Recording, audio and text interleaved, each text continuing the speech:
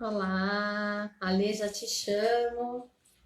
Dá mais um minutinho para as pessoas começarem a entrar. Eu entrei um pouquinho antes, né, aqui na live. Boa noite. Boa noite, Kleber.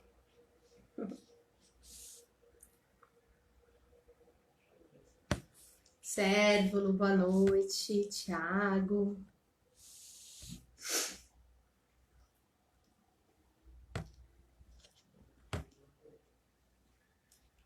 Oiê. Hello. E... Experimentar com esse fone aqui. Oi, João. Oi, Julie. Oi, Patrícia. Que legal. Que legal. Samuel, tudo bem? Guardando um minutinho. Já vou chamar a nossa convidada.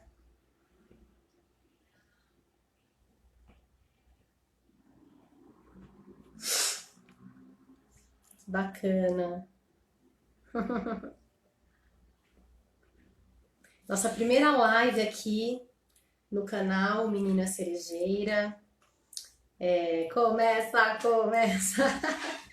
Eu sou Estela Tobar, eu sou a diretora, eu que fiz a dramaturgia a partir do livro do autor Daisaku Ikeda, que é um líder humanista, é um escritor, é um filósofo, é um fotógrafo, é um poeta, é humanista, né? Falei, um pacifista. E esse livro me tocou muito sempre, desde que eu lia para minha filha, mas em determinado momento eu decidi adaptá-lo para o teatro, porque era uma história que me tocava demais. Obrigada, Samuel. Flávio Petins. Era uma história que me tocava demais, que me emocionava demais. Em determinado momento da minha carreira, da minha vida, eu decidi fazer projetos que me tomassem por inteira. E aí eu me lancei a essa aventura de adaptar o livro para o teatro. E desde o primeiro momento que eu adaptei, a personagem mãe, eu sempre via a Lê Paixão fazendo essa personagem. Por vários motivos, né? Eu já conhecia o trabalho dela como atriz, eu gostaria de trabalhar com ela, ela é uma admiradora desse autor também. Então, a Patrícia, que legal. Então eu tinha decidido já chamá-la e fiz o convite, ela aceitou e aí nós começamos essa empreitada, né? Até realizar a captação, para ter um mínimo de recurso para levar a peça dignamente. E estreamos em 2016, no dia 2 de julho, no Teatro João Caetano, em São Paulo. E a gente fez 8 apresentações gratuitas lá e foi um sucesso absoluto. Casas lotadas, filas na porta 2 horas antes. Foi uma coisa assim que eu, pelo menos como atriz e na minha carreira, eu nunca tinha vivido isso. E foi incrível, assim. A gente vê como o espetáculo cativou os admiradores desse livro. Júlio Rodrigo entrou, Christopher, oi. Como o espetáculo captou, né? Tocou os admiradores desse autor, que já conheciam o livro, e como tocou as pessoas que estavam conhecendo essa história pela primeira vez, né? Então, é isso. Aí, nesse momento difícil que a gente está atravessando, eu decidi fazer essas lives. Primeiro porque eu fui convidada na semana passada pelo Teatro João Caetano, onde a gente estreou, pelo Teatro Paulo Eiró, onde a gente realizou também apresentações desse espetáculo lá, para falar sobre o Menina Cerejeira, sobre o tema do espetáculo, que trata de coragem, resiliência frente às dificuldades, que lembra um pouco o que a gente está vivendo hoje, né? É um momento muito desafiador, que requer da gente determinação, coragem, resiliência e muita sabedoria. Então, aí ainda reavivou mais essa ideia de realmente pôr essas lives em movimento. Então eu vou começar com a Lei Paixão, depois eu vou entrevistar na próxima quinta o Kleber Tolini, na outra quinta o João Burbuné, e assim vai. Eu vou entrevistar o elenco, né, depois o Juliano Caratori, depois eu vou convidar as pessoas que fizeram parte da ficha técnica, né, da criação artística, como o Sérgio Augusto, que compôs a trilha original. E é isso. Ah, Patrícia, é verdade, nos conhecemos no primeiro dia. Tá travando a minha transmissão? Tá travando? Eu vou abrir a porta aqui um pouquinho. Eu já venho.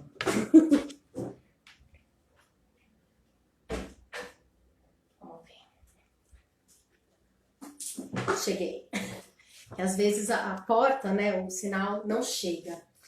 Bom, deixa eu ver se eu consigo chamar a Lê aqui. Vou conseguir, né? Ai, olha eu aqui. Peraí.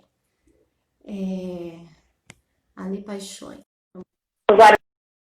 Lê, bem-vinda! Ah, pra vocês vão estar ok? Vamos ver, porque acho que eu abri a porta também. A Lê, minha convidada linda! Tudo bem? Boa noite! Peraí, deixa eu abaixar aqui. Eu estou bem nervosa, vou começar. Boa noite, gente. Eu estou nervosa. Tá nervosa? Como se fosse estreia de espetáculo. Mas é uma estreia, né? A minha estreia na condução de uma live. Dá aquele nervoso? Dá. É por isso que a gente faz arte? Pra sentir esse nervoso? A gente não é normal. Oi, Sérvulo. Flavinho. O Flávio, boa noite. Porque se eu ficar aqui assim, tipo, eu vou interromper toda hora pra falar oi, oi. João. Eu fico. Rafael, bem-vindo. Rafael, meu primo. Bom, Ale. Ah, que legal. Você viu, né? Eu falando uma coisa que eu acho que você sabia, não sei, mas que você foi a primeira pessoa que eu pensei para fazer a mãe. Que bom. Né? E exatamente. Porque eu já conheci, enfim, né? Por aqueles motivos que eu falei. Aí, antes da gente falar um pouquinho de você, eu queria só te apresentar, assim, né? Antes de eu perguntar coisas específicas. Você mesma quer se apresentar? Não, pode. Se apresenta. Pode seguir aí. Bom, a Lê Paixão é uma atriz que pratica flamenco. E por que eu falei disso? Que eu acho isso bacana. Porque ela demonstra tanto uma paixão pelo flamenco, quanto a paixão pelo teatro. E daí vai a minha primeira pergunta. Ah, João, agora é para mim distorcer um pouco. Bom, vamos tá seguindo, normal. espero que... Pra mim tá normal. Tá. Ale, a gente estava conversando outro dia sobre a necessidade que a gente tem de fazer arte. E por isso o teatro nunca vai morrer, né? E por isso a gente sempre recomeça, enfrenta todas as dificuldades, né? Pegar 14 horas de estrada para fazer uma apresentação, às vezes vai em lugares onde somos super bem recebidos, um camarim lindo, e às vezes está num lugar onde a gente tem que trocar no banheiro para apresentar, enfim, a nossa vida é 8 ou 80. Essa paixão pelo teatro é a mesma paixão pelo flamenco? As duas se movimentam da mesma maneira a sua criação artística? Assim, para mim, as duas são paixões, mas o teatro veio primeiro. E eu me dediquei mais ao teatro. Mas antes do teatro, eu sempre tive um desejo, uma vontade, um sonho, assim, de ser bailarina clássica. E essa coisa não aconteceu, porque eu não fui fazer balé quando criança, enfim. Então a dança entrou nesse lugar de tipo, eu gosto muito de dançar. Mas a minha dedicação no flamenco, ela não foi tão intensa, tão assim, como foi no teatro. Tanto que eu comecei o flamenco, eu parei, começava, parava. Dançar o flamenco para mim era muito difícil, porque eu não criava um personagem para dançar. Então eu dançava em pânico, assim, sabe? Eu não curtia. Hoje é outra vibe. Mas não tinha essa dedicação, era uma coisa de gostar, assim. Mas hoje as duas têm para mim, tem uma paixão muito grande. E tanto que eu tô querendo entrar mais no flamenco, agora, nesse momento, ir mais para o flamenco, do que estar mais envolvida com teatro. Meu pensamento de criação agora está voltado mais para o flamenco. Você está fazendo aulas, né? Tô fazendo aulas, online, não tá? Continuo com as aulas, agora eu voltei, mas estou com essa, né? Antes da pandemia eu estava com um pensamento de me aprofundar mais, de repente fazer um intercâmbio, sabe assim, e estudar mesmo, e me dedicar a isso. Entendi. A dança que você faz no final com o taiko da mãe vai ficar mais linda ainda, então, né? Sim. Esse desabrochar todo, né? Eu acho que isso eu via um pouco também, sabe? Desse movimento, desde que eu te conheci, um desabrochar. E eu acho que a mãe, nesse espetáculo, ela passa por isso, né? E aí vou para uma outra pergunta. Eu não sei se todo mundo conhece a história. Toca castanholas? O Cérvulo perguntando. Não, pior você toca castanholas? Não toco. Para você ver como o meu processo foi assim, vai e volta, vai e volta. Então agora eu estou tendo aula de castanhola. Eu tenho a castanhola, mas eu não consigo tocar. Um exercício que eu tenho que fazer diariamente. Entendi. Então, na peça, a gente tem 4 personagens, né? A mãe, que é essa mãe sofrida, no Japão pós-guerra, ela perdeu o marido na guerra, então ela é uma viúva, ela cuida sozinha do filho pequeno, ela sai todo dia para trabalhar, lá na estação de trem, ela deixa o menino sozinho com comida, né, fala, não saia de casa, fique aí, né, e ela vai preocupada, porque o coração de uma mãe deixando um filho sozinho numa situação assim, mas ela não tem o que fazer, enfim. Então, ela é uma mãe muito sofrida também, né? Pela perda do marido, por um Japão totalmente arrasado, por uma miséria. E é muito descrente, né? Tanto que ela fala que essa árvore cerejeira, todo mundo fala que está morta. Então é uma morte da esperança dentro do coração dela, de uma certa maneira, né?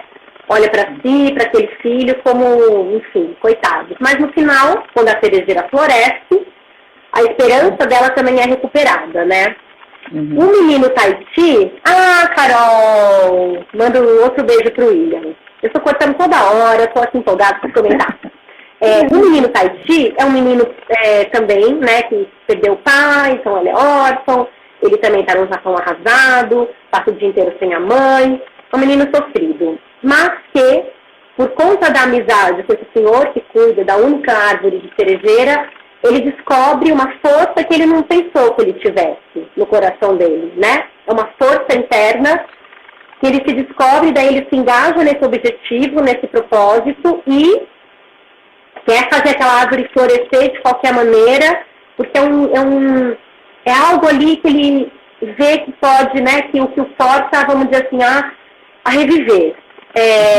O senhor da cerejeira, um velho, a gente pode dizer que ele é um velho sábio, porque ele, no fundo, sabe que aquela árvore está viva, sabe do potencial daquela árvore, sabe do potencial de reconstrução que sempre existe, né? Que é uma coisa presente no povo japonês de uma maneira linda e que é uma coisa que na nossa vida a gente sempre tem que ter, né? Esse potencial de renascer e de reconstrução e essa sabedoria de conduzir outras pessoas a isso também, né? Enxergar a dor do outro e conduzi-las a isso.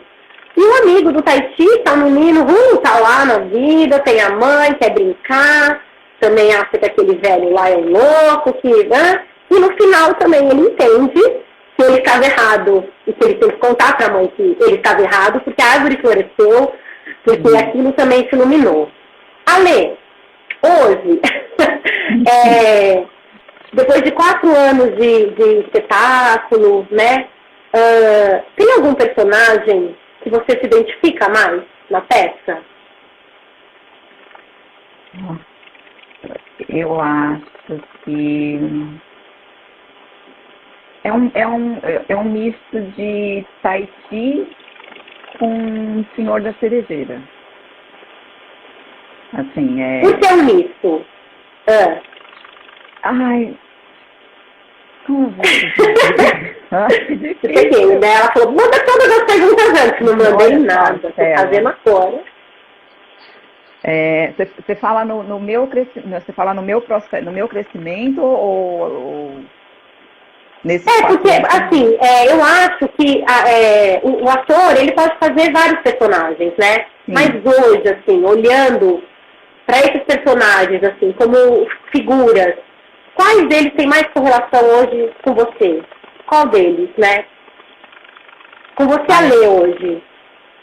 Pessoa, a Lê, atriz, mulher, nessa pandemia, nesse mundo. Eu acho que aí, nesse caso, tá indo pro Senhor da Cerejeira. Não pela assim, acho que essa sabedoria, essa coisa ainda tá um pouco distante, assim.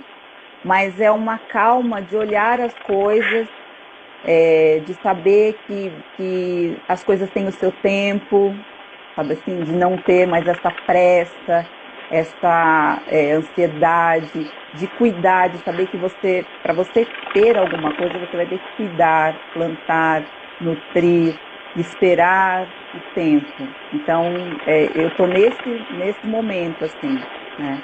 Não que essa sabedoria do Senhor ainda não chegou ainda, mas está se construindo. Então, eu me identifico mais hoje com ele, assim. Principalmente nessa coisa da calma, sabe assim, de não ter pressa das coisas acontecerem, saber. E ainda mais agora, nesse momento de pandemia, que você tinha um monte de plano, um monte de coisa, e vou fazer, e vou acontecer. De repente, você se vê num lugar que você tem que esperar. Não tem o que fazer, assim. Você pode planejar, você pode. Sim. Mas você tem que esperar. Sim. E a gente tá Nós tínhamos uma temporada linda para fazer também, né? Exatamente. Seria dia 16 de maio, no Sesc Consolação, no Teatro Anchieta. Pois é, um sonho. É meu grande sonho, realizar um espetáculo lá. Um sonho. Por toda a história que tem esse teatro, né? Exatamente. A gente ia fazer até o dia 13 de junho. E eu pensei, ai, que simbólico, porque 13 de junho é o aniversário da minha segunda filha. Falei, nossa, vou agradecer a ela no espetáculo, vou dedicar a ela. E, na verdade, planos, né, eles se vão, assim, né? Tá bom. Como castelos. Exatamente. Mas acabou, eu não sei, quem sabe a gente volte, né, em temporada lá, nesse teatro. É o que eu espero, é o que eu desejo. Eu acho que eles também desejam estabelecer isso, mas a gente não sabe quando, não sabe como vai ficar, como vai ser. Então, realmente, é um momento de espera. E nessa espera, acho que a gente tem que plantar, né? Essas lives, esse encontro, é um pouco dessa saudade mesmo. Era pra gente estar se encontrando no teatro. E não estamos. Estamos nos encontrando aqui. Então, né? Aí a gente precisa fazer essas coisas, assim, falar. É uma forma de se manter ativo também, né? Dessa inquietação que a gente tem, porque é o nosso trabalho, é a nossa fonte de vida, assim, não só. Não falo de renda, de nada disso, mas assim, é a fonte de vida, de continuar existindo. Então, você precisa produzir, fazer alguma coisa. Mas se fosse um tempo atrás, eu estaria muito desesperada, assim, muito chateada, muito triste, muito depressiva, porque, né, não rolou a apresentação. Né? Não, ok, assim, vai rolar, um outro momento vai rolar, mas a gente vai ter que esperar agora.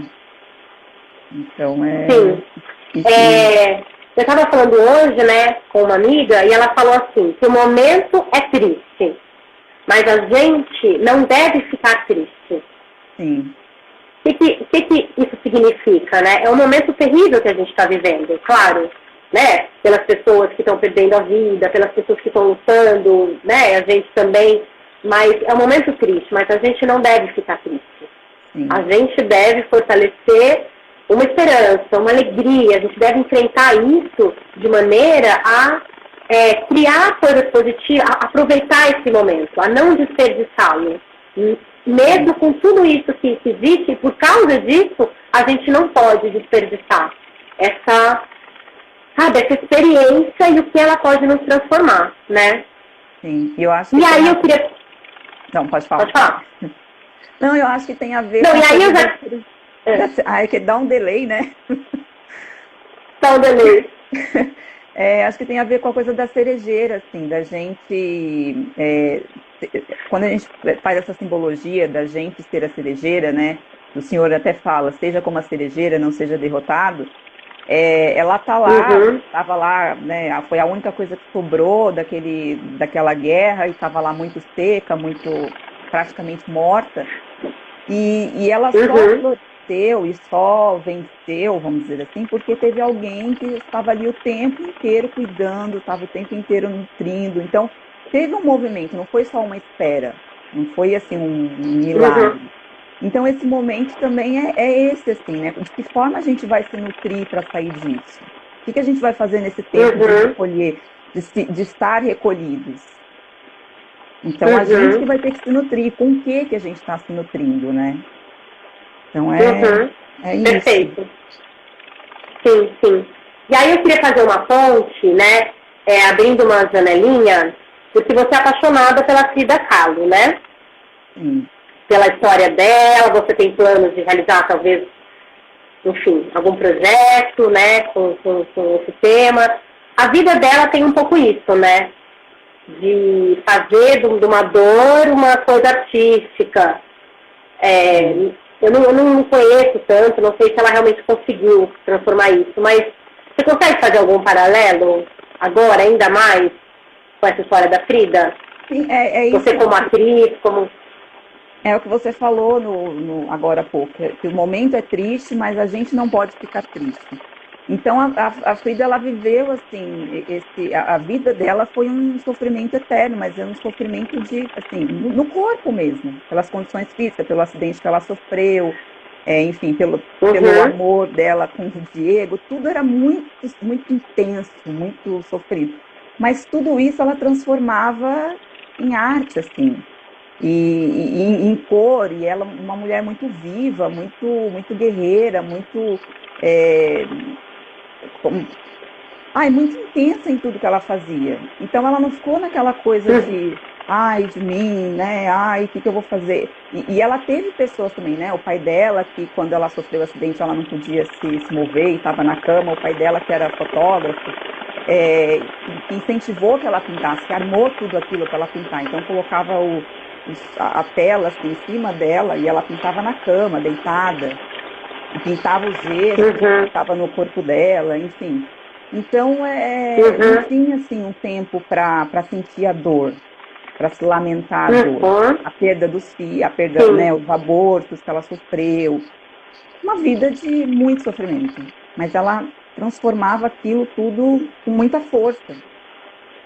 Então, eu acho que Uhum. é mais ou menos Sim. isso, assim, do que a gente vai se nutrir para extrair essa força que a gente tem, Sim, é. A né? Carol Soledad está falando assim, que a Frida vivenciou praticamente toda a sua vida em isolamento. Temos muito a aprender com ela. Sim, Eu concordo, eu acho que exatamente. ela tinha uma necessidade absoluta de pintar. Assim como a Clarice Lispector tinha uma necessidade absoluta de escrever, Sim. né? Então, a partir das nossas necessidades, e eu acho que esse isolamento está servindo para muitas pessoas, não só para os artistas, para perceber realmente o que os move, o que move a nossa vida. Uhum. Qual a nossa missão? Sem romantizar isso. O que a gente é impulsionado para fazer nessa vida, de verdade, né? Que nos dá prazer, que vem daquele âmago do ser, sabe? Que é Eu acho isso essencial, né? muito. E aí eu queria... Pode falar. Não, que é essencial, assim. O que é essencial para você tá existindo? Uhum. É isso. Sim, sim. E aí eu queria puxar para um outro momento da festa, o Menina Cerejeira, que eu acho que tem a ver também com esse momento de hoje, né? Em determinado momento, a gente conta a história do pássaro engaiolado, né? Sim. Você quer falar um pouquinho sobre essa história? Eu amo essa história do pássaro engaiolado. Eu me identifico muito com essa história do pássaro engaiolado. Ela é muito assim o que a gente está vivendo também, né? A gente tem essa força. A vida nos coloca em situações para nos criar coragem. A história do pássaro é essa, né? Uhum. Colocado numa gaiola, e ele sabia que não podia ficar ali, mas é um ritual de passagem. Então a vida vai te colocar várias situações para você ter coragem de voar. E se você não voar, a gaiola vai cair no chão. Exatamente. Essa metáfora um pouco que eu queria trazer para o momento de hoje, da pandemia, porque é justamente isso. Você acha que você vive ali preso, que você não pode voar. Uhum. Mas se você não aprender a voar, entender que você é um pássaro que voa, ou seja, a sua missão, a sua necessidade, o seu propósito da vida, quando abrir a porta da gaiola, se você for de volta para o novo normal ou para a vida, a gaiola cai. Ou seja, você vai perder uma grande oportunidade de ter aprendido a voar, né? O relembrar. A gente fala, a gente já nasce sabendo voar, só precisa relembrar. A gente precisa relembrar a nossa missão. Você acha que nós, artistas, agora, né, frente a tudo isso, porque uma amiga minha falou também, chato, vai ficar com poucas cadeiras. Já não tinha público, né? Algumas já não tinha tanto público. Mas aí a gente fazia umas festas que às vezes a gente não estava ali, não sabia nem por que só para tal, enfim, estou pegando a gente, né, como artista, ou que projeto a gente vai fazer, como que a gente vai? A gente vai criar essas asas que a gente precisa, e essas asas, elas vão ser criadas só quando voltar ao teatro físico, ou elas podem ser criadas agora, né? Já. Você consegue fazer algum paralelo, pensando em você como artista, outros exemplos? Que asas são essas? Para mim é essa asa de, assim, da coragem de continuar, da coragem para criar, independente das circunstâncias que a gente está, porque o teatro ele vai voltar, a gente não sabe em que momento e em que circunstância ele vai voltar. A gente, assim, eu estou sentindo muita falta. Sempre que eu estou muito distante, começa a dar uns revertérios, assim, você fala, não, acho que eu preciso, tá na hora de voltar. Mas, na verdade, não é na hora de voltar, tá na hora de criar alguma coisa. Então, essa inquietação o tempo inteiro, assim, de preciso criar alguma coisa, preciso falar disso aqui, preciso...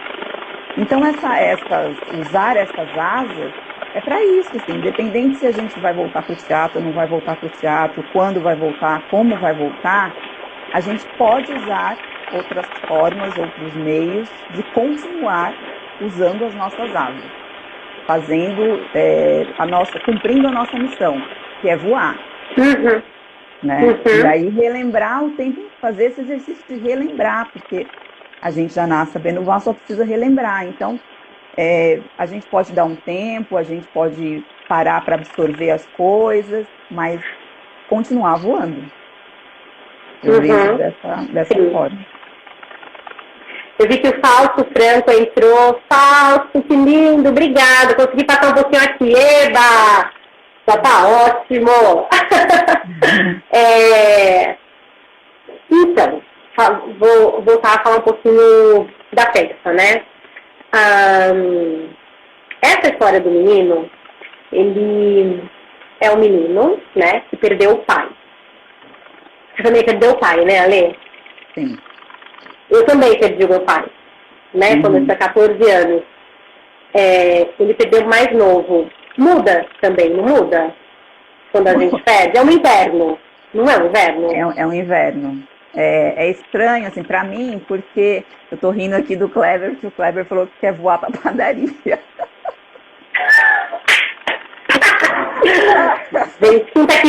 Quinta-feira que vem eu converso com o Kleber. Eu quero ver que conversa vai ser essa, gente. Então, voltando, foi estranho porque, assim, eu não tive uma convivência, eu não convivi com meu pai. Meus pais se separaram muito cedo, então eu não convivi. Então sempre foi uma relação distante. Assim, era meu pai, mas ao mesmo tempo era uma pessoa estranha para mim. Então essa relação foi começar a se dar já eu muito mais velha, já não, né? E aí quando ele ficou doente e veio a falecer, foi processar que aquela distância que existia antes, mas eu podia falar no telefone, eu podia pegar um ônibus e ir até lá, porque ele morava em BH, não tinha mais. E aí você fica assim, então, mas aí eu não convivi com meu pai, essa relação ela não aconteceu nessa vida, assim, não teve essa relação pai-filha, E aí? Então, é um processo que você passa de entendimento, de luto, de ressignificar e falar, tá tudo bem, foi isso e vamos seguir. Sim. Eu estou te falando isso por quê? Porque a primeira coisa, assim, depois eu descobri muitos outros motivos e descobri muitas outras camadas no livro Menina Cerejeira. Mas o primeiro motivo que eu lembro que me fez desejar montar essa peça foi porque no livro, né, na página final, o menino, a decisão que ele toma no coração, quando a árvore está linda, florescida, ele fala, eu vou ser feliz, mesmo sem pai. Sim. Ah, me emociono. A louca se emocionando agora até. Mas isso me toca demais, porque, né, é um vazio. Agora, nessa pandemia, né, que tem famílias sendo, enfim, ficando com esse vazio, né, muito grande. Tem gente que perdeu mais de uma pessoa da família, né, por conta disso. Sim. Claro que quem perde, né, por qualquer tipo de morte é um vazio, mas agora, de uma maneira tão, né, trágica, então, é uma decisão que a gente tem que fazer, né, de ser feliz mesmo com essas faltas e com esses vazios. Aquilo me tocava demais. Porque parece que a gente sempre também se vitimiza, né, entra num lugar, eu sou sem pai, não sei o que, mas eu não tive pai que me criou uma relação. Eu tive um pai querido e tal. Mas, enfim, né, por todas as... eu sofro, né, agora uma amiga minha perdeu a mãe, a outra, né, um luto que você vive. Mas a vida tem uma força, sempre, né? Sim. De se renovar de maneira diferente. Olha, Paulo, tem pessoas que perderam os dois nessa pandemia. Exatamente. Como lidar com isso, né? Como... depois de um luto, entender, né, que é isso. Tem uma força muito...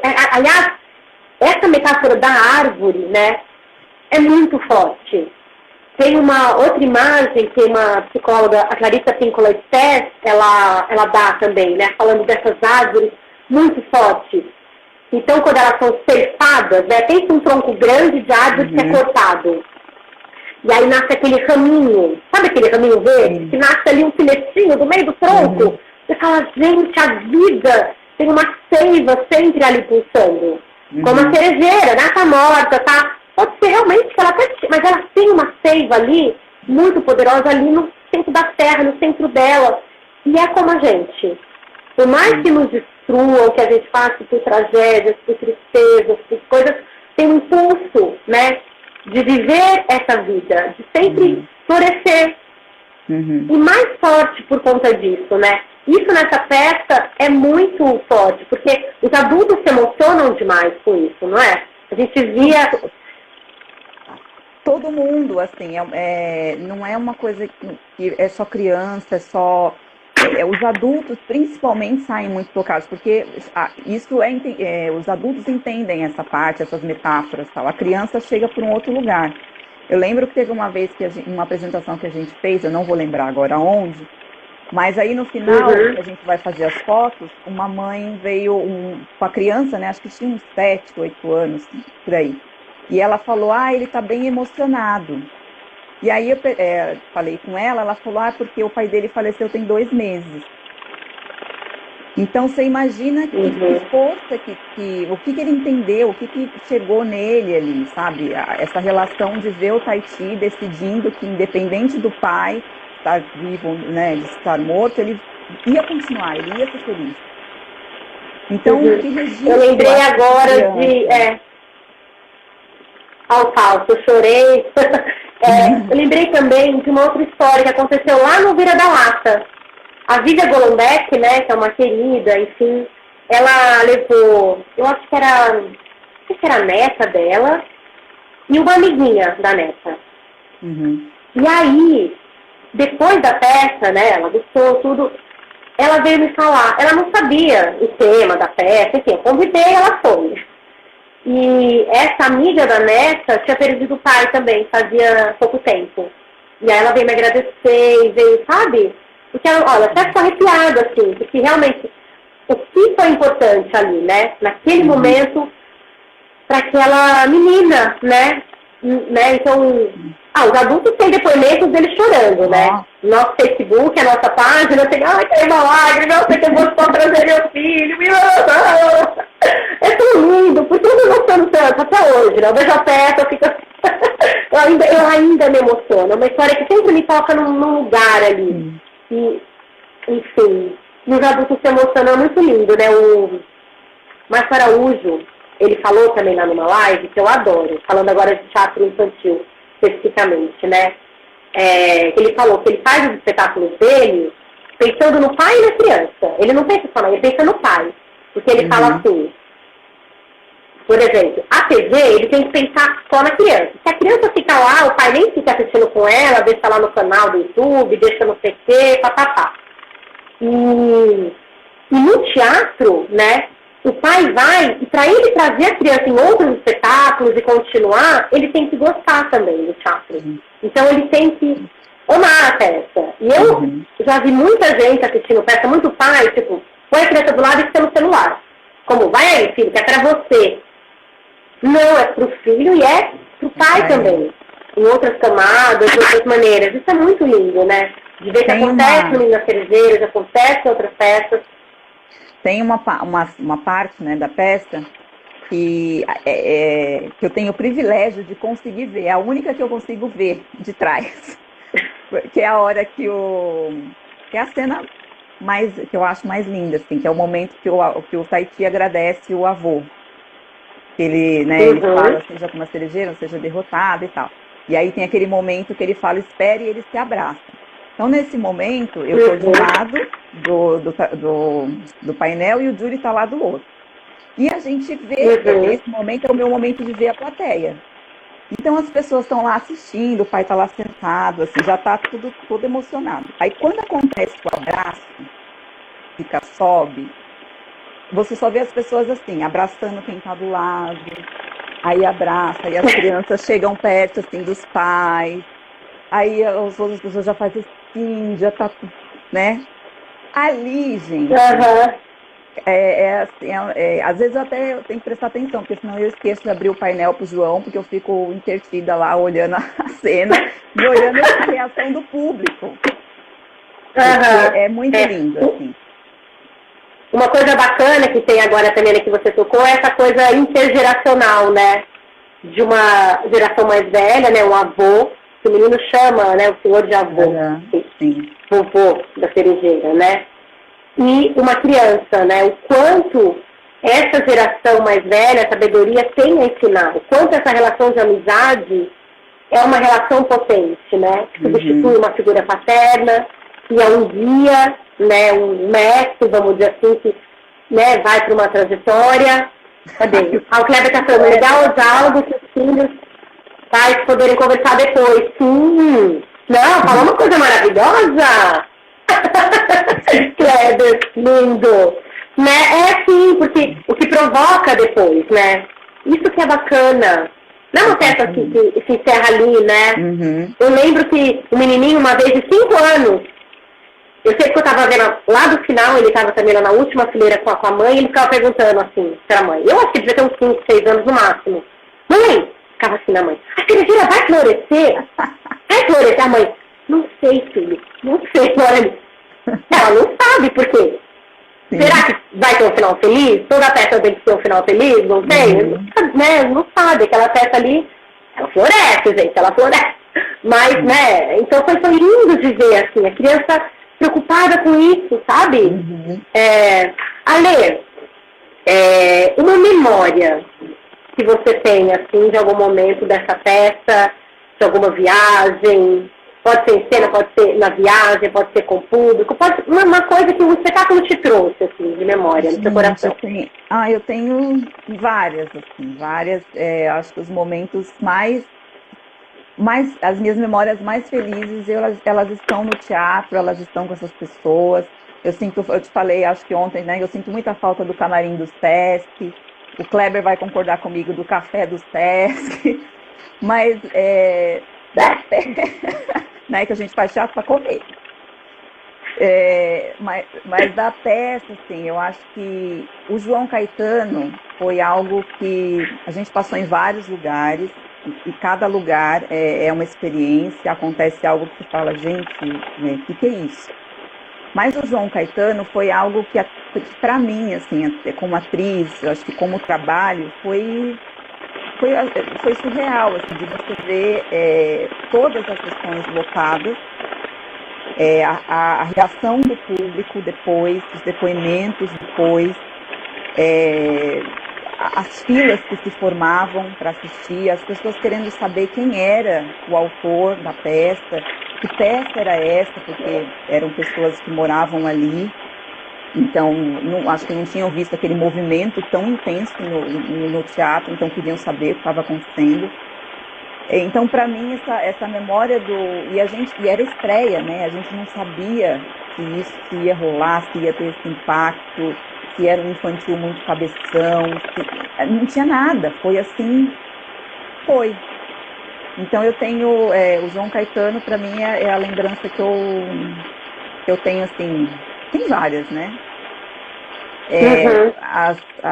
As viagens, as trocas, as nossas conversas, as pessoas que passaram, né, pela equipe e a amizade que ficou.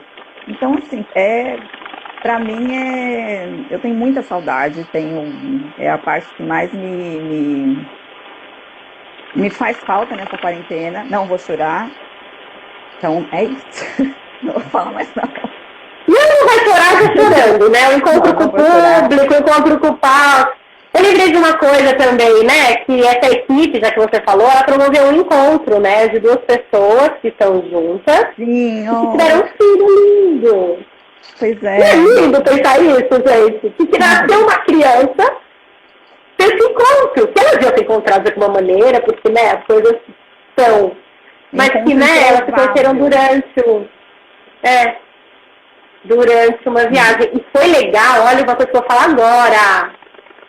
Uma reflexão que eu fiz. Eu estava grávida da Angelina. E aí vocês estavam fazendo aquela viagem teatral do SESI, né? Sim. E eu não fui. Porque eu estava grávida dela, porque eu estava com... Daí, enfim, né? Peguei um outro trabalho assim. E acho que foi nessa viagem, né? Que esse encontro ficou mais forte, que depois... Então, gente, foi lindo, né? Porque eu grávida aqui e ali uma semente que depois, né? Viria a ser uma semente que gerou uma criança, né? O Sérvulo, conta quem? Sérvulo, você sabe, Sérvulo. Eles vão estar aqui, inclusive, espero, né? Vou fazer o convite para que eles estejam aqui. Ah, é verdade. A Giovana e o Du Petrini, né? A Giovana Amaral e o Du Petrini, que estejam aqui falando. A Giovana primeira operadora de som do espetáculo, com uma sensibilidade absurda, né? Que ela operava o som, ela ia junto com a peça, muito lindo. O Du, com as fotos maravilhosas que ele fez, né? O nosso fotógrafo. O Sérgio, eu sei tudo, mas o público não sabe. É verdade, Sérgio. Espero que eles estejam aqui. Eu vou fazer o convite também, né? Eu vou, enfim, estender essa live. Eu estou gostando. Joãozinho, queridos, um beijo. Muito, muito especial, assim, todas as viagens, mesmo com os perrengues, porque não é também só, as pessoas acham que é só flores, né? Viajando, não sei o que, não, gente. É interessante, né? Chegar e montar e fazer. Chega, monta, né? Assim, o Júlio, você, na produção de tudo, o Júlio que também fica enlouquecido durante os viagens, porque ele fica com a maior responsabilidade. Então, assim, tem muita coisa, mas é tudo muito gratificante, é tudo muito emocionante, é tudo... É um universo, assim, de relações que se criam e que vão para a vida, e que ficam. Não é que acabou ali, essa pessoa não está mais, que passou. Não, tá, né, o Vini, mesmo que a gente não tenha esse contato, mas são pessoas que foram queridas naquele momento e que ainda são. Sim, porque, Ale, é importante falar nesse momento também que o espetáculo, né, ele é feito com o elenco, né, ele é feito com a técnica. Hoje, os técnicos, eles são extremamente prejudicados nessa pandemia, né? Eles não estão trabalhando, não é? Como os atores e tudo, mas... Enfim, vivemos um momento muito difícil mesmo. Ó, tá entrando bastante gente. Eu acho que a peça que eu fiz nos espaços, acho que é a peça que o João falando que acho que é a peça que ele fez nos espaços mais diferentes. Mais inusitados. Teve uma... E tiveram duas plateias, né? Eu acho bacana a gente falar isso, né? O Paulo, ele falou assim, é uma peça para família, não é só para criança, né? Para todas as idades. A gente teve dois públicos, né? Que foram absolutamente especiais. Um foi um grupo de mulheres da terceira idade, né? Queria que você comentasse um pouco disso. E o outro foi numa casa de recuperação de dependentes, não foi? Químicos. Foi, esse da terceira idade foi engraçado porque foi aquelas sessões que nós fizemos nas bibliotecas. E aí, numa biblioteca, divulgaram que não era infantil. Então, não tinha criança. E aí, quando a gente chegou lá, a mais nova, acho que tinha uns 60 anos. E eu acho que tinha umas 50, assim, né?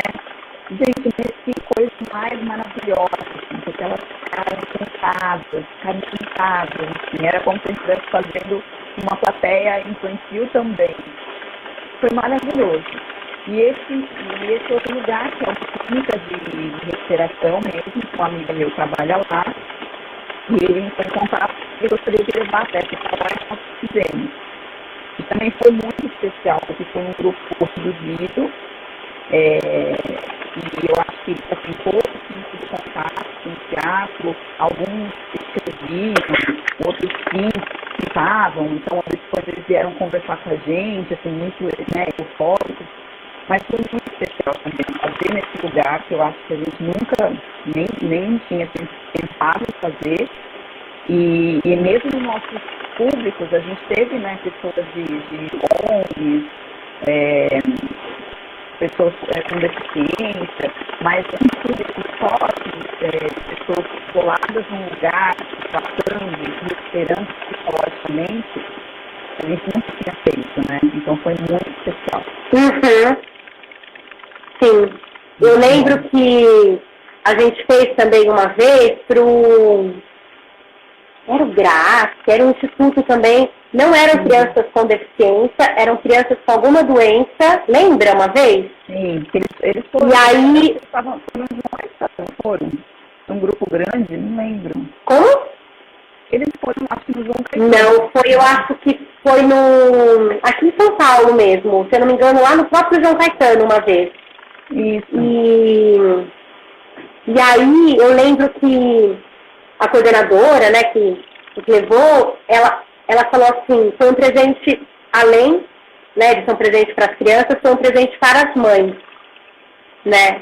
Isso foi muito emocionante também, sabe?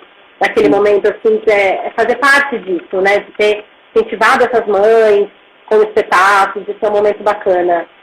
Enfim, a gente fica puxando sardinha, né, pro nosso espetáculo, mas é que são fatos gostosos, né, de relembrar. Mas ele é lindo, não tem assim, não é porque a gente faz, mas é porque é lindo. Não tem. Sim. Tem uma coisa ali agora, assim, a gente tá vivendo esse momento, né, e a gente fica pensando assim, vamos nos reinventar, vamos adaptar trechos para essa plataforma online, para o vídeo. O Menina Cerejeira é um espetáculo que eu não vejo adaptado nesse momento, sabe? Com possibilidade de adaptar. Eu também. Né? Porque ele tem uma concepção de encenação, de um tempo, tem os caicôs ao vivo, né? O som, tem as coisas. Você vê? Me ajuda. Se alguém que está assistindo ver também, me ajuda, porque eu não vejo isso. Eu acho que ele é pro teatro, sabe? A coisa dos espaços, assim, a gente até viu que ele é possível em vários espaços. Ele acontece dentro de um espaço muito reduzido e ele acontece dentro de um espaço muito grande, com toda a infraestrutura. Mas a mensagem ela chega da mesma forma. Mas precisa desse espaço, desse contato. Eu não acredito que qualquer adaptação, eu não consigo nem pensar em que tipo de adaptação seria para esse lugar aqui que a gente está falando. não vem na minha cabeça. Esse filmado, que a gente disponibiliza a peça para as pessoas assistirem, eu acho que não chega da mesma forma. Não tem o mesmo impacto. Então, não sei, assim, eu acredito que não. Eu não vejo também. Eu vejo uma leitura do livro, ou uma leitura da própria peça, mas nesse lugar, entendeu? De uma leitura, de uma coisa para a história, que é diferente, porque tem uma coisa que só a experiência teatral, né? Naquele formato, com 4 atores, com, né, toda aquela concepção, a luz linda, né? Do Juliano, Sarasori, enfim. Pode dar, né? É a música que conduz também, né? Muito da emoção vem desse lugar da música, o Cévulo maravilhoso criou. Então, tem toda uma atmosfera, todo um clima para acontecer. Então, o texto em si, assim, ele já é forte, ele já diz, né? Ele já dá a mensagem. Mas tudo isso me compõe. Então, não dá para ser fora. Assim, não tem o mesmo impacto.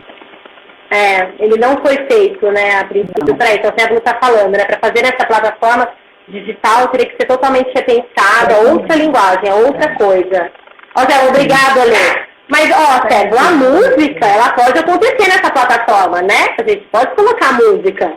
Mas o cenário, não. Daquele jeito, não, né? Só se levar para um teatro, mas aí é teatro filmado. E não é a questão, né, de filmar o teatro, é outra questão. O Paulo está falando como uma contação de história. Sim, poderia ser uma outra coisa, né? Uma contação.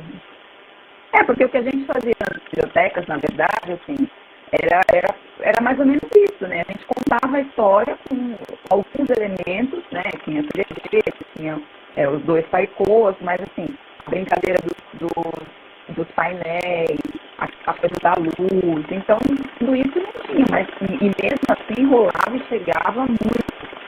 Né? A gente percebia que assim, o espetáculo precisa de nós dos atores e da boa história. E da boa história, é isso que precisa. Né? Então, Sim. Nossa, mas acho que se eu tocar taiko aqui nesse prédio, assim, de canemata, né? Treme o teto. Taiko tem isso. Lembra alguns teatros, quando a gente lê? Você tá aí ainda aí? Ela tava querendo, né? Mas vocês estão me ouvindo ainda. O Fernando entrou. Bacana. Ai, travou? Oi, voltou? Voltou. Lê? Oi, tô aqui. Tinha travado, sim. Travou, agora voltou.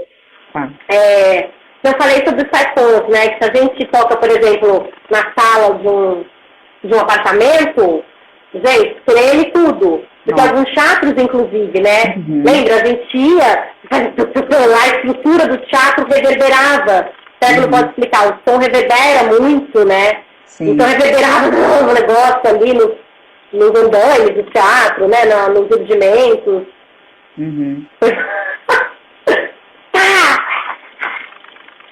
Impressionante. A Leila entrou. Que bom que apareceu aqui.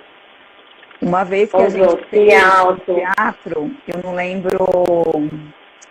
Eu não sei se foi em Rio Preto, não sei. Que deu um problema na cortina. E aí a cortina, acho que ela tencou alguma coisa em cima da cortina. E foi bem na hora que o Júlio bateu o taiko. Então, na hora que ele bateu o taiko, aquele barulho, começou a cair um farelinho, assim, de cima do teto.